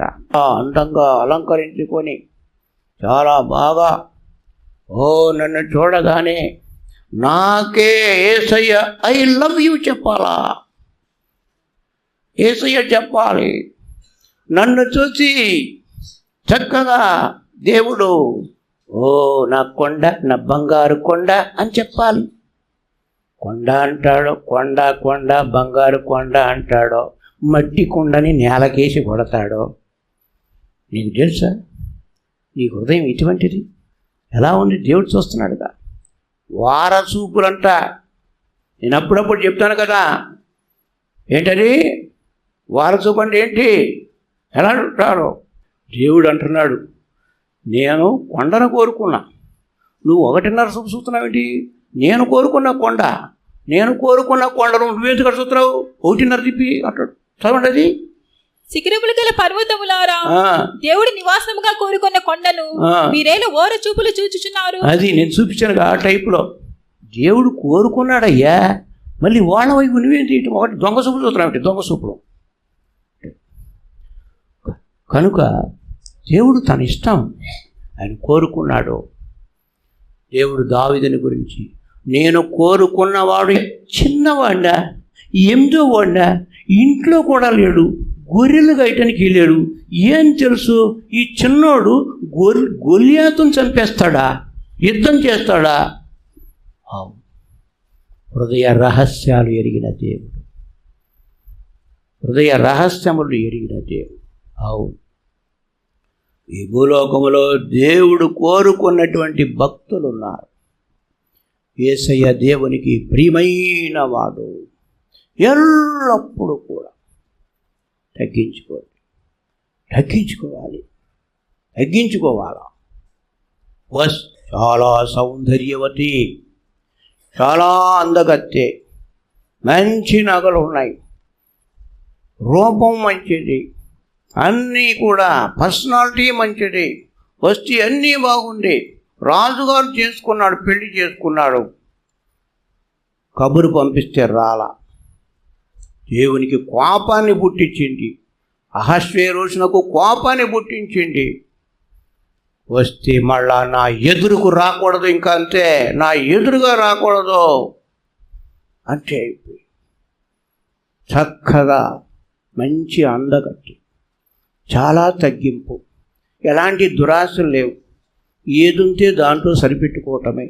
అలాంటిది ఎస్తేరు, ఆమె అందగట్టి. ఎస్తేరు సౌందర్యవతి, వస్తీ సౌందర్యవతి. ఏం ప్రియం అందరం ఉంది. గొడవ, అసూయ, ద్వేషాలు, ఈర్ష్య, కోపము, కక్షలు, పోట్లాటలు, అందం మాత్రం దగదగలాడిపోతుంది. ఏంటి? పాతాళమే వాళ్ళకి. లోబడకపోతే పాతాళమే. కట్టి తగ్గించుకుని ప్రకాశించు. దేవునికి కావలసిన అందం, వినయం, విధేయత, తగ్గింపు, అందమైన మాటలు, అంటే మృదువైన మాటలు, కరుకైన మాటలు కాదు, గర్వపు మాటలు. పోట్లాటల్లో నేనే గెలుస్తా, ఎవరైనా నాకు ఎదురు నిలబడమను, నేనంటే భయం, నా నోరంటే చాలామంది. ఎక్కడికి పోతావు? నరకానికే నువ్వు పోయేది. తగ్గించుకొని ఉండాలి, దేవుల్లో బహుగా తగ్గించుకొని ఉండాలి. ఎందుకంటే ప్రపంచమంతా కూడా అనేక చర్చిలు గర్వపు చర్చిలు. దురాచారం. ప్రపంచంలో పాతాళ రాజు, చదవండి అది ప్రకటన గ్రంథం 9:11. వాటిపైన రాజుగా ఉన్నాడు. హెబ్రీ భాషలో వానికి అబుద్దోనని పేరు, గ్రీసు దేశపు భాషలో వాని పేరు అపోల్లోయోను. అంటే ఏంటి అర్థం? కింద పుట్టినట్లో నాశనము చేయువాడు. నాశనాలు కలగజేస్తారు. గర్విష్ఠులందరూ కూడా కుటుంబాలు నాశనం అయిపోతాయి. కుటుంబాలు నాశనం అయిపోతాయి ఈ గర్వం వల్ల. ఎంతో ఈ గర్వం వల్ల విడాకులు ఇచ్చుకుంటారు. విడాకులు. కొన్ని కోట్ల రూపాయలు కట్నాలు, కోట్లాది రూపాయలు కట్నాలు. పెళ్లి వార్త మాత్రం, పెళ్లి కార్డులు మాత్రం బ్రహ్మాండంగా వేస్తారు, చాలా విలువగా ఉంటాయి. ఎంతోమంది ఎందుకంటే నేను ఈ పరిశుద్ధ వివాహం రాసినట్టున్నా, వివాహము అన్ని విషయాల్లో ఘనమైందిగాను అనే మాట చాలామంది అది చదువుతూ ఉంటారు. పాటలు పిచ్చివాళ్ళకి తెలియదు. ఆయన చెప్పిన మాట ఏంటో అందులో రాశా, ఆ బుక్లో. నేను అందులో వ్యంగ్యంగా రాశాను. ఎట్టాగంటే పెళ్ళి మాత్రం మేళ తాళాలు పెట్టి, డ్యాన్సులు పెట్టి, యూనిఫామ్ వేసుకున్న వాళ్ళు ఊతారుతూ అని మంచి రంగులు టోపీలు గీపీలు పెట్టుకున్నాడు. మరి వివాహం అన్నప్పుడు కూడా అదేవిధంగా మేళాలన్నీ వాయించి వాళ్ళకి ఎడాకులు ఇచ్చేయాలి కదా అంట. అది కూడా ఉండాలిగా. వివాహము ఘనమైంది అంటే చచ్చేంత వరకు ఘనంగానే ఉండాలిగా, మంచి కాపురం చేసుకోవాలిగా. ఎందుకు ఈ ఫైటింగ్లు ఎందుకో? ఇక్కడేమో పెళ్లి కూతురు, పెళ్లి కొడుకు, అది వస్తే మాత్రం ఇంకా దానికి ఏం పేరు పెట్టాలి? వీడొక గర్విష్ఠుడు, ఆమె ఒక గర్విష్ఠురాలు, భయంకరమైన పోట్లాటలు ఇవన్నీ ఉంటాయి. సరే, నేను చెప్తున్నా, జాగ్రత్త. పెళ్ళి కావాల్సిన అబ్బాయిలు, పెళ్ళి కావాల్సిన అమ్మాయిలు జాగ్రత్త. వినయము, విధేయత, తగ్గింపు, అలంకరణ అంటే అదే ఘనత. అంటే మన యేసయ్య ఘనమైన వాడు, తగ్గింపు. కనుక మన జీవితంలో మనం ఈ లోకంలో పాతాళపు ఆత్మలు, సైతాన ఆత్మ, పడిపోయిన దూతల ఆత్మ, అన్నీ కూడా అనేకుల్లో, సంఘ విశ్వాసుల్లో, మేమేదో పరిశుద్ధం అనబడే వాళ్ళలో కూడా ఆ గర్వం అనే వేరు ప్రవహిస్తుంది. గర్వం. మనం ప్రధానత్వాన్ని కోల్పోయిన వాడు ఎవరున్నారు? ప్రధానత్వం. ఏశావు, ఎంతోమంది బైబిల్లో ఉన్నారు. ఏశావు జ్యేష్ఠత్వాన్ని కోల్పోయాడు. అతడు పెద్దవాడు. తిండి వలన. హెబ్రీ 12వ అధ్యాయంలో పౌలు అంటాడు, ఎవరైనా మీరు ప్రధానత్వాన్ని కోల్పోతారేమో. ఏశావు లాంటి భ్రష్టుడు, వ్యభిచారి. చూడండి, చాలా గర్వం ఉంటుంది. వ్యభిచారి బుద్ధి, వ్యభిచారపు ఆలోచనలు వాళ్ళు తగ్గించుకోలేరు. వాళ్ళకు గర్వం తన్నుకొని బయటకు వస్తుంది. ఆ మాటలట్ట వచ్చేస్తాయి. చదవండి 12:16 హెబ్రీ. ఒక పూట కూటి కొరకు, ఒక్క పూట. అరే, ఈ చిన్న విషయం కొరకు నువ్వు ఇంత గొడవ చేసావా అని అంటాడు. అంత పెద్ద గొడవ పెట్టుకున్నాడు. దీని కొరక ఇల్లు మొత్తం వస్తువులు పగలగొట్టాడు, గందరగోళం చేశాడు. మంచి చక్కటి బుర్ర గోడకేసి నెట్టిపెట్టాడు. అలా మన దగ్గర ఇప్పుడు లేదులే. బుర్ర పగలగొట్టుకున్నటువంటి వాళ్ళు ఎగిరే వాళ్ళే ఇంట్లో తెలిసింది, భార్య చెప్పింది, తలుపుకేసి కొట్టుకుంటున్నాడు బ్రదర్ గారు. అయితే వీళ్ళు జాగ్రత్త పడతారు కొంతమంది. నువ్వు ఎంతైనా, నేను ఎంత బుర్రకేసి కొట్టుకున్నా బ్రదర్ గారికి మాత్రం చెప్పుకోక ఇంకా గట్టిగా కొట్టుకుని చచ్చిపోతుంటారు. అట్లాంటివి పోయారు అట్లాంటి విశ్వాసాలు అందరూ కూడా చాలామంది. కొంతమంది వాళ్ళు అంటే బుర్ర. ఇంకొక అమ్మాయి కూడా వాళ్ళంతా ఎగిరిపోయిన వాళ్ళు అభిషేకంలో ఫ్రంట్ సైడ్లో కూర్చునేవాళ్ళు ఆ కాలంలో కాకున్నప్పుడు. ఎక్కడో వెళ్ళి వాళ్ళ ఊరు ఏదో వెళ్ళి అక్కడ మేడ మీద అటు ఇటు తిరుగుతూ ఉంటే అక్కడ ఆమె దాకానే మేడ మీద తిరిగే అబ్బాయి ఆమె చూడగానే ఈ అమ్మాయికి బాగా ఎగిరి అభిషేకం పొందే అమ్మాయికి ప్రేమ చిగురించింది. ఎక్కడ? భీమారం. ఇకంటే నేను అతను చేసుకుంటా. ఇక్కడేమో ఎగరటం, అక్కడేమో ఆ ఎగురుడు. జాగ్రత్తగా ఉండాలి. ఏమైంది? వాళ్ళ పాపం వచ్చి చెప్పింది, గోడకేసి కొట్టుకుని చచ్చిపోదు, గోడకేసి కొట్టుకుంది. ఓహో అంటే వారం ఎగురుతుంది కదా, బాగా బలం పొంది ఉంటుంది. బలం వచ్చింది ఎగరటానికి, పోట్లాడటానికి, అసూయ పట్టడానికి. అలాంటి నాకు పడతాం. నువ్వు పొందింది దురాత్మ, యేసుక్రీస్తు ఆత్మ. ఏ ఆత్మ పొందేవు నీవు? కొన్ని ఎందుకంటే పాతాళపు రాజు ఉన్నాడు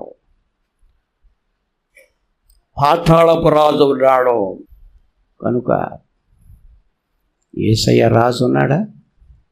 ఆయన్ని బ్రతిమలాడుకొని, అయ్యా నేను మీ పరువు తీస్తున్నా, ప్రభువా నన్ను క్షమించు. మీరు తగ్గించుకుని ఉంటే నేను హెచ్చించుకుంటున్నా, మీరు మౌనంగా ఉంటే నేను పోట్లాడుతున్నా, మీరు ప్రేమిస్తే నేను అసూయపడుతున్నా, మీరు క్షమిస్తే నేను వాళ్ళ మీద వీళ్ళ మీద నేరాల మౌటం మొదలు పెడుతున్నా.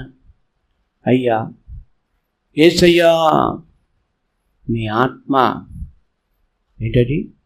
ప్రభు త్వరగా నాలోనికి రమ్ము. నేను రానా అంటున్నాడు యేసయ్య. ప్రకటన గ్రంథంలో ఏముంది? రమ్ము అని చెప్పవలేను. ప్రభు నన్ను రమ్మంటావా నీ హృదయంలోనికి? నన్ను చేర్చుకుంటావా? నన్ను చూసుకుంటావా? చచ్చేంత వరకు నీ హృదయం అనే ఇంటిలోనే ఉండనా? రాయ్యా యేసయ్య, రా, నేను నీ కొరకే. చదవండి అది ప్రకటన గ్రంథం 22:17. ఆత్మయు పెండ్లి కుమార్తెయు రమ్ము అని చెప్పుచున్నారు, వినువాడును రమ్ము అని చెప్పవలెను. రమ్మయ్యా. ప్రార్థించదము. పరిశుద్ధ తండ్రి, మీ పరిశుద్ధ నామానికి కృతజ్ఞతాస్తుతులు చెల్లించిన ప్రభా, ఏదే కాలం మీరు మమ్మల్ని ప్రేమించి తండ్రి, మీ కనికరితోను మీ ప్రేమతోను మీ సముఖం తోడుకొని తీసుకొచ్చి తండ్రి, మీరే మాతో మాట్లాడినందుకు తండ్రి మీకు కృతజ్ఞతాస్తుతులు చెల్లించిన ప్రభు ఆత్మ పాతాళపు ఆత్మ అనే అంశం గురించి మీరు మాతో మాట్లాడినందుకు తండ్రి మీకు కృతజ్ఞతాస్తుతులు చెల్లి. ప్రభు ఆత్మ కలిగిన వారు తగ్గించుకుంటారని, సహించుకుంటారని, ఓచుకుంటారని, మౌనంగా ఉంటారని, మీ వల్ల జీవిస్తారని మీరు మాతో మాట్లాడారు ప్రభా. పాతాళపు ఆత్మ కలిగిన వారు గర్విస్తారని, పోట్లాడతారని, తమ ప్రధానత్వాన్ని పోగొట్టుకుంటారని మీరు మాతో మాట్లాడినందుకు తండ్రి మీకు కృతజ్ఞతాస్తుతులు చెల్లించిన తండ్రి. మీరు మమ్మల్ని ప్రేమించి ప్రభా తండ్రి, మీ ఊపిరి మా మీద ఉంచి తండ్రి, మీ పరిశుద్ధాత్మ శక్తిని మాకు అనుగ్రహించారు ప్రభా.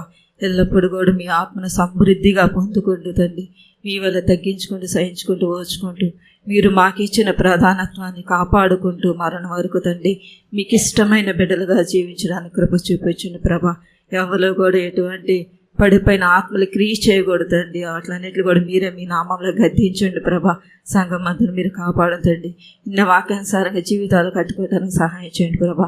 ఈ కూటాన్ని మీరు ఆశ్రయించిన మీకు స్తోత్రం తండ్రి. సంఘం అంతా పరిశుద్ధపరిచి మీ మహిమకు సిద్ధపరచమని యేసుక్రీస్తు నామములో వేడుకొని ప్రార్థన చేయుచున్నాం తండ్రి.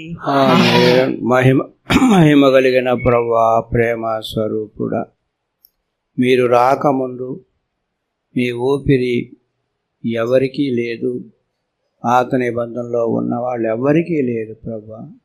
పై నుండి వచ్చి మమ్ములను ప్రేమించి మట్టిగా ఉన్నటువంటి మమ్ములను చిల్ల పెంకు వలె ఉన్న మాకు, బూడిద వలె ఉన్న మాకు ఆశ్చర్యంగా ప్రేమించి ఈ ఊపిరి మాలో ఊరారు. ఎల్లప్పుడూ మీ జీవితాన్ని, మీ తగ్గింపును, మీ ప్రేమను మీరు మాకు నేర్పించిన విధంగా ఎల్లప్పుడూ తలంచుకుంటూ మీ ఊపిరి పీల్చుకుంటూ మీలోనే మీకు అప్పగించుకొని మా పరుగు ముగించుకోవాలి. అటువంటి కృప ప్రతి ఒక్కరికి అనుగ్రహించు, యోగ్యులుగా చేయము. యేసు క్రీస్తు నామందు వేడుకుంటున్నాం తండ్రి. స్తోత్రం చేయడము,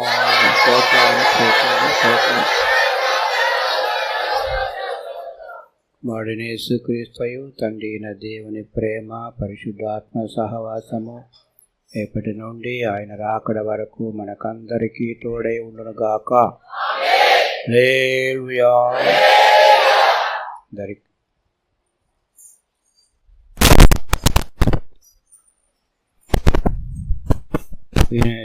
రేపు మనకు ముఖ్యంగా శుక్రవారం 31వ తారీఖున